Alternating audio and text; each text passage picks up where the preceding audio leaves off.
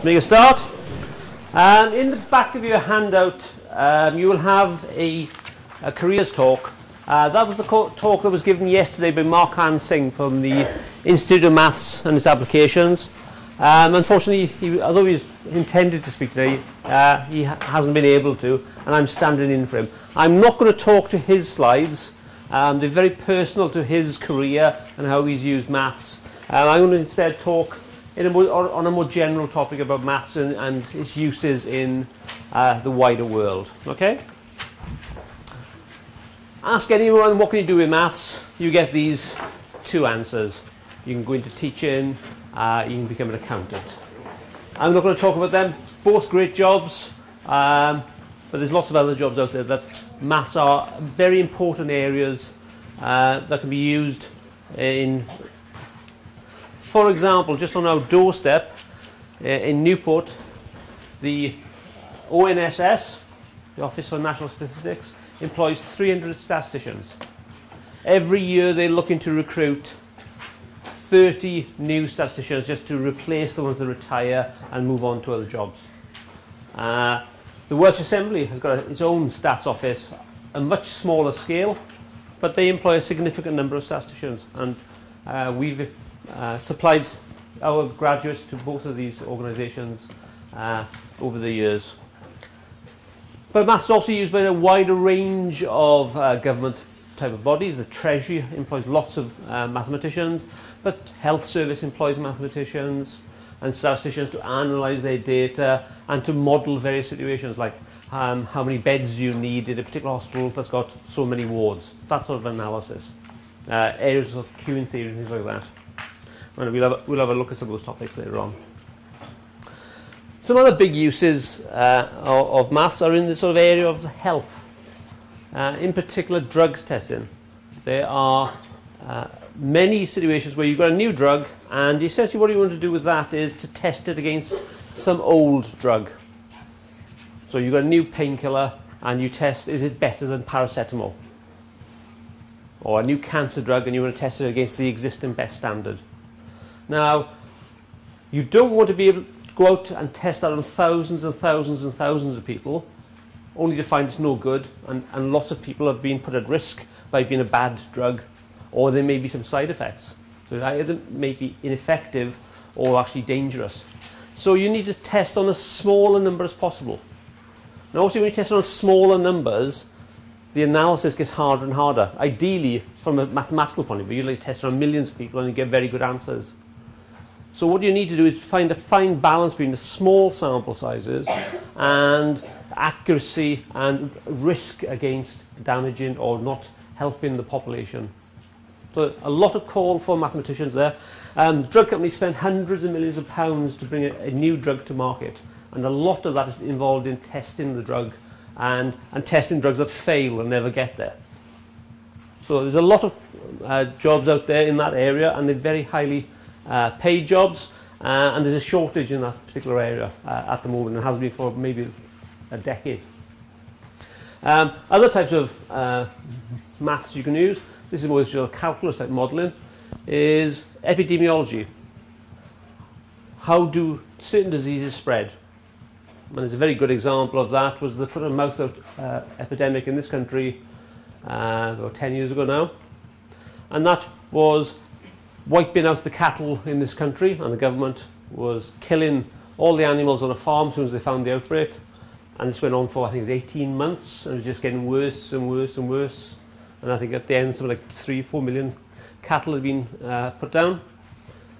And at that point they called in a team of mathematicians, and the mathematicians looked at the data, analysed it, came up with some equations of how the disease spread, and said, you kill all the animals as soon as you found they got the disease, it's too late. It will already have spread to a neighbouring area.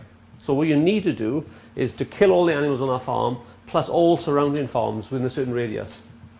So they brought that new strategy in, and within, I think it was 2-3 weeks, the numbers of animals catching the disease started to decline, and essentially it died out within about 2 months after that. So from being out of control, even with major effort on the government's part, it came under control because the right analysis had been done. Another area where a lot of mathematicians are employed these days is in weather modelling. This country has two of the main centres of weather forecasting in the world. The British Met Office and the European Centre for Weather Modelling are both in this country, and they are probably two of the top three in the world at this modelling. They've got super advanced computers there, the most expensive you can get, and the most complicated and sophisticated mathematical models that they run on them, and they can predict better weather forecasts further ahead than almost anybody else can. Other ranges of these sort of very similar sort of maths can be used in oceanography, where you're trying to model currents and tides, which has applications for flood defences and things like that. And a longer term weather forecasting is essentially climate modelling. If you can predict the weather 10 years ahead or 20 years ahead, then you know whether to make certain decisions. For example, we've had two very dry years, and I think it's only today they brought in a hosepipe ban in southern England. Now, is that just a freak, an occurrence, and it's not going to occur again for the 20, 30 years, or is this going to be a regular pattern? If it is a regular pattern, we need to take some long-term measures like building new reservoirs and other measures like that, maybe desalination plants and things like that. And pollution.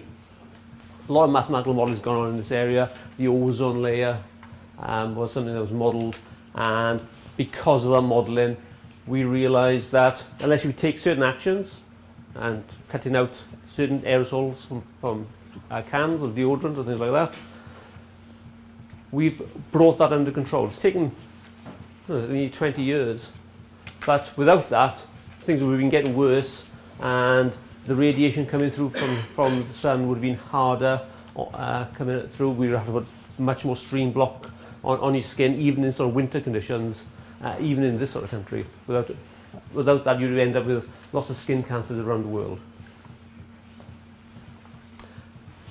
Another area, broad area of mathematics is data and how we move it around our environment. For example, data compression. Digital TV has come in this area, and it still hasn't quite come in over the entire UK yet.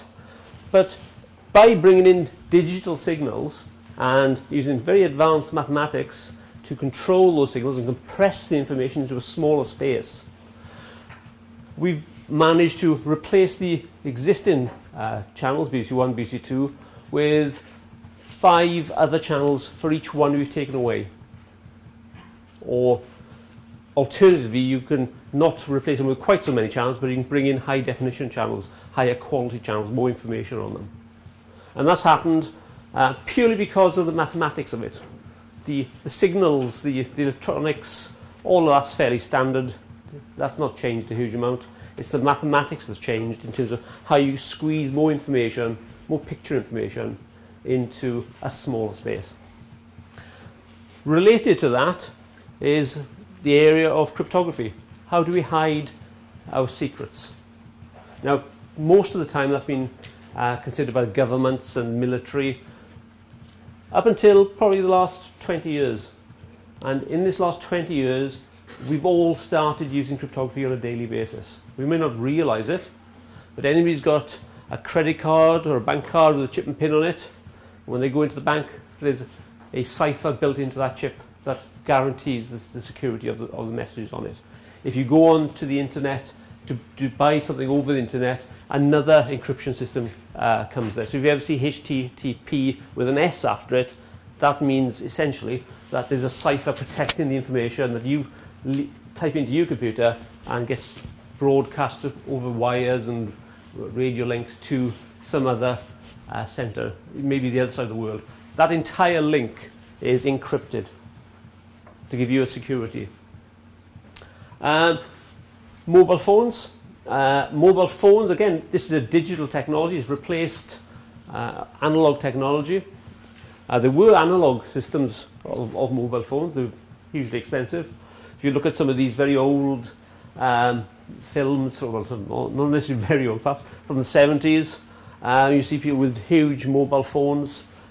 They were essentially radio transmitters using the normal sort of messaging that people would have used maybe even 50 years before that or 100 years before, since the invention of radio broadcasting.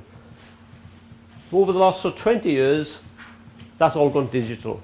And again, the idea of squashing information down to have more messages being sent over a limited amount of radio frequency.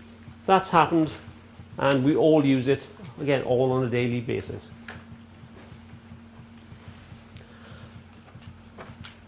One other area that's come into sort of prominence over the last 10 years is that of crime and security. Now we can use technology to protect ourselves a bit more against these outcomes. Image processing. If you look at a complicated scene, say like a railway station, and you're looking for somebody behaving suspiciously, people are pretty good at doing it. The drawback is they're not good at it for very long. They get tired very quickly. So you're watching thousands of people on a railway station, you're just looking. If you just spend 10 minutes, 15 minutes doing it, you're quite good at it once you've been trained to look out for suspicious things. However, you can't do that all day long. People just switch off, they go blank. However, now we can get computers to do that. So some of the major railway stations, particularly in London and airports, have TV cameras just watching the crowds and identifying people that are behaving suspiciously, looking for terrorists and other things as well, robbers and things like that. That computer then doesn't decide that person is guilty. It then just flags it up to a human who then just concentrates and just checks it out, gives a double check on that sort of situation. And because they're only looking at a brief instance, they can give it the full concentration, and therefore they will actually not get tired doing that. So the basic initial filtering is done by computer, and then humans can get involved when they can apply their actual better judgment. Biometrics. There's a United Nations standard on passports. All new passports have a computer chip built into them.